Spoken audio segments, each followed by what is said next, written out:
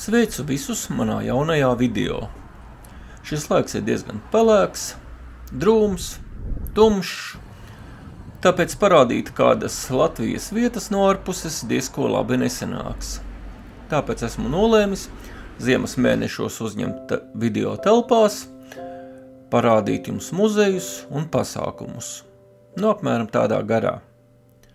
Kā jau iepriekšējā video teicu, pašlaik, kamēr man nav neviena atbalstītāja, video iznāks reizi mēnesī. Tātad viens muzejs vai pasākums mēnesī. Jo ceru, paši saprotat, viss maksā naudiņu, un man ar savu invalīda pabalstu nekur daudz neizbraukt.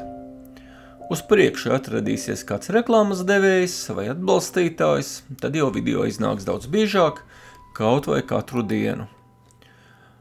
Bet šoreiz esmu aizbraucis uz Liepāju, atrodos Hojeres kundzes namā, kas ir viesunams bijis, un šeit bijis arī krogs. Un kā rakstīts internetā, Gaļas Brāķera Dāvida Hojera atraitnes Margaretas Ģertrūdes Hojeres viesunams, jeb interjera muzejs ir veiksmes stāsts tam, kā nozīmīgs Liepājas kultūrvēsturiskā mantojuma objekts, valsts nozīmes arhitektūras piemineklis, piedzīvo savu atjaunotni, jeb renesansi, un šobrīd atvērtas muzeja ekspozīcijas veidā pieejams arī ikvienam interesantam.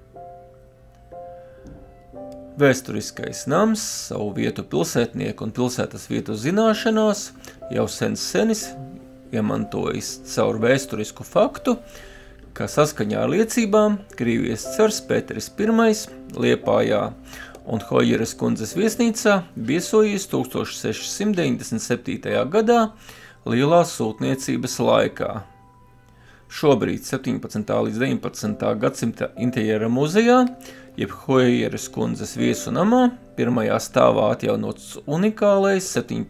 gadsimta beigu plānojums, izceļot un akcentējot cauri gadsimtiem un vairākām pārbūvēm saglabājušā 17. gadsimta beigas un 18. gadsimta puses vērtības.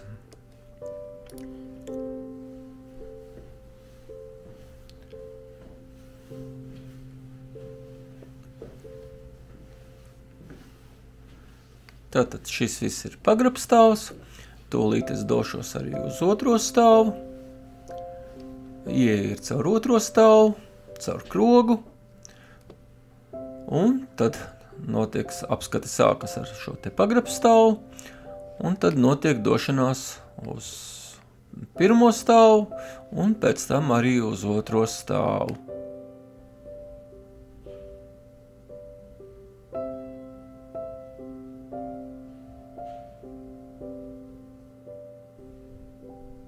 Ieejas biļete šeit 3 eiro maksāja.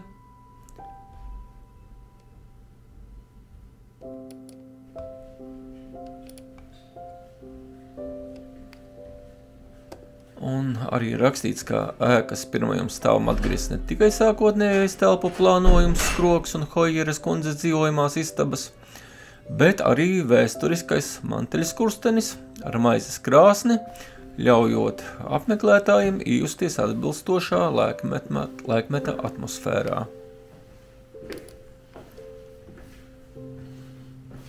Šeit ir ierīkots arī lifts, ar kuru var uzbraukt gan otrā stāvā, gan nobraukt lejā pagrabstāvā. Lūk, šis ir krogs. Tur tālāk priekšā ir durvis uz muzeju, savukārt šeit ir izejas durvis ārā. Un lūk, šeit es dodos Hojeres kundzes viesnīcā iekšā. Šī ir tāda kā zāle, viesnīcas zāle.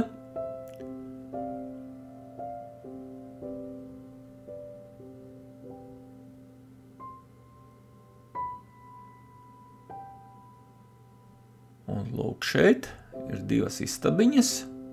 Viesnīcā bija tikai 2 istabiņas, un kā vēsta leģenda, tad vienā no šīm 2 istabām ir gulējis arī Pēteris I ar savu svītu. Es gan nezinu, kā tā svīta, kur viņa īsti gulēja, bet pats Pēteris pirmais gulēja vai nu šī, vai nu arī otrajā istabā, to diemžēl neviens konkrēti vairs nezina.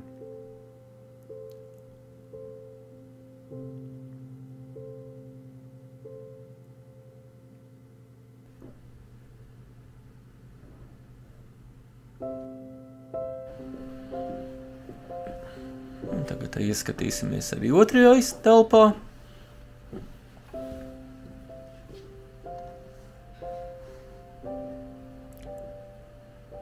Kā man stāstīja, ja es nekļūdīšos, tad Hojeras kundze esot šeit dzīvojusi ar 4 bērniem.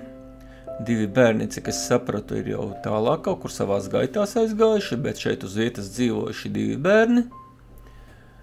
Un tad viņa ar šiem bērniem kopā saimniekojusi, uzņēmusi viesus.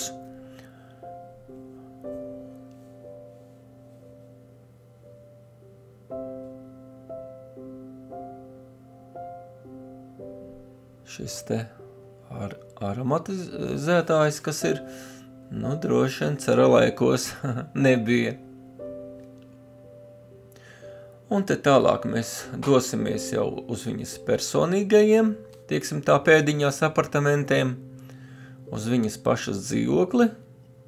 Lūk, pa šīm te mazajām durtiņām, tā ir viņas un bērnu istaba.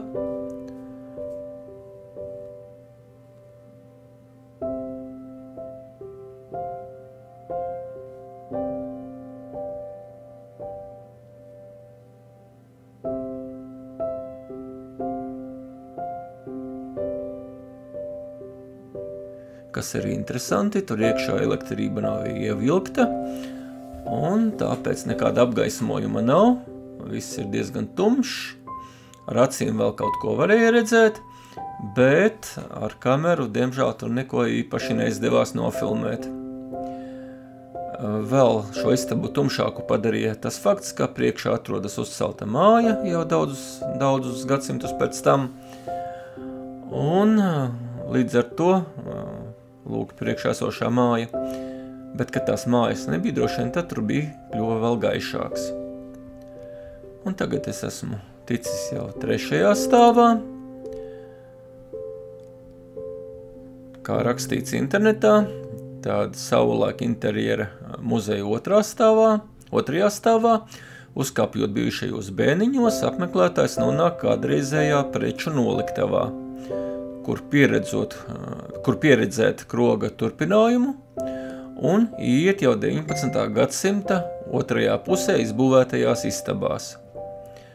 Muzeja 2. stāvs saistīts ar ēkas 19. gadsimta apbūvi, un šeit iekārtots notāra Kristofa Vilhelma Stendera un viņa ģimenes dzīvoklis.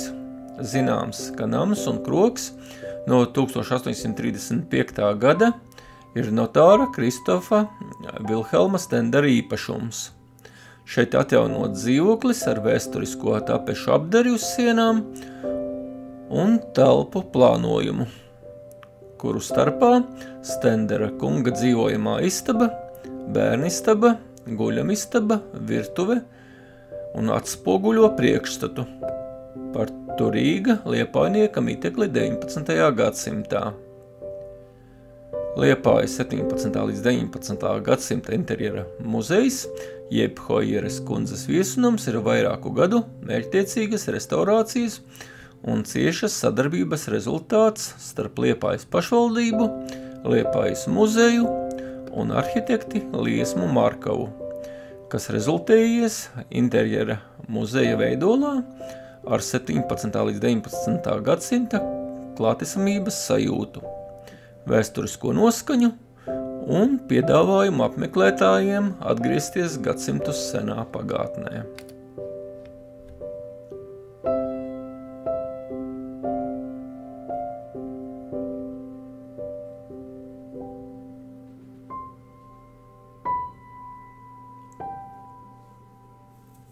Muzejs atrodas gandrīz pašā centrā, turpat netālu no Rožu laukuma. Tā ka stingri iesaku aiziet uz šo muzeju, izsteigāt pašiem, apskatīties to, ko es šajā video neparādīju. Un novēlēšu jums jauku dienu, vai jauku vakaru, vai jauku rītu. Ļoti ceru, ka nospiedīsiet pogu patīk, vai like, kā nu kuram tas ir rakstīts. Un atstāsiet arī, cerams, kādu komentāru. Tāpat būšu ļoti priecīgs, ja varēsiet man atbalstīt finansiāli, jo, kā jau video sākumā teicu, visi, diemžēl, maksā naudiņu, atbalstītāji nav. Bet, ja nē, ja atbalstītāji nebūs, tad tiksimies atkal pēc mēneša kādā no citiem muzejiem. Pagaidām teikšu jums atā.